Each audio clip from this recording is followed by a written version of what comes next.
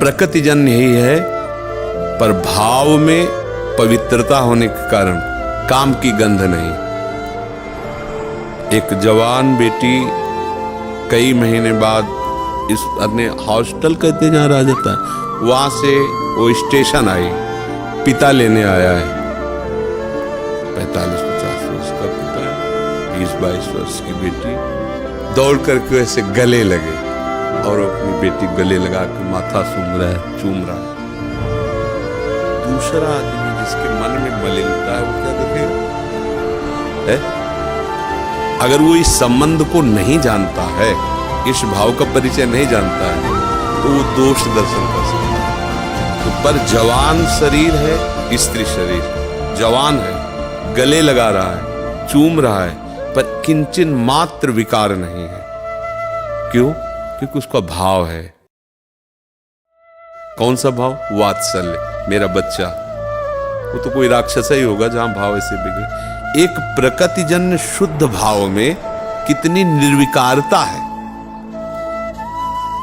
जिन अंगों के देखने से भाव बिगड़ जाता है, नर्स उन्हीं अंगों की रोज सेवा कर रही। ऑपरेशन हुआ, उसकी सेवा, क्या उसको काम आ जाएगा? क्या भाव है, ये मरीज है और मुझे सेवा करना इसका परम धर्म है, वहां कहीं विकार नहीं आएगा। छोटे छोटे आप प्रकृति राज्य में देखो, जहां थोड़ी सी शुद्धता भाव की हुई, तो वहां विकार का प्रवेश नहीं होता।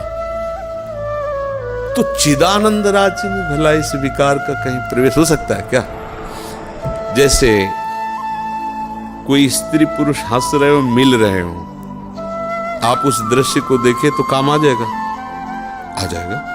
जब आप देखेंगे तो आ जाएगा। निषेध किया जाता है नहीं देखना। लेकिन आपके बेटे का ब्याह हुआ हो और नई बहू, नया बेटा, आप स्वयं सब उसकी व्यवस्था किए और दोनों बैठे बात कर रहे हैं, हंस रहे हैं, गले लग रहे हैं, तो आपको विकार आ जाएगा। आप भगवान से कहोगे, प्रभु आज जीवन का सुख दे दिया, हमारे दोनों बच्चे ऐसे खेले, ऐसे सुखी। वहां विकार की गुंजाइश है क्या? विकार तो बहुते राक्षस है स्वभाव का। वो जो ऐसे भाव में माता पिता को विकार थोड़ी आएगा।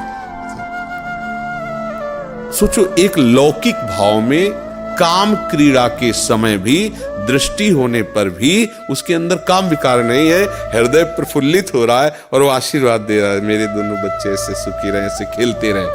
साधारण भाव में आप देखो, असाधारण जो इस प्रकृति राज्य से ही अतीत है, उसमें कई कहा श्री कृष्ण,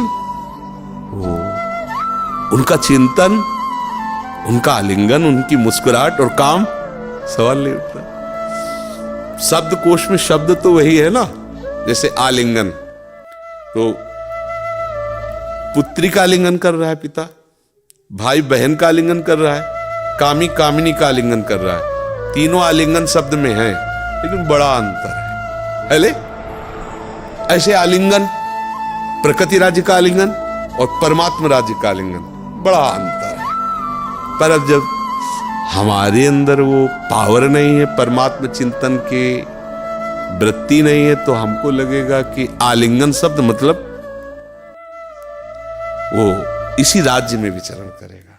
इसलिए काम और दिव्य काम वो महाप्रेम है और ये मलिन वासना है। ये इंद्रियों जन्य मलिन वासना की क्रीड़ा है और वो दिव्य प्रेम, पवित्र प्रभु के प्रति जो वो पवित्र प्रेम है। आप ऐसे ही समझ लो, ऐसे मिठाई खाओ मिठाई और वही मिठाई प्रभु को समर्पित कर दो, तो ऐसे इतने के लिए ललचाता है मन, कोई भी हो, जरा सा हमको भी दे दीजिए। क्यों? वही मिठाई है जो पूरी दुकान खरीद के खा सकता है। वो आदमी हाथ जोड़ के कहते थोड़ा सा हमको भी दे दीजिए। क्यों? वो प्रसाद हो गया।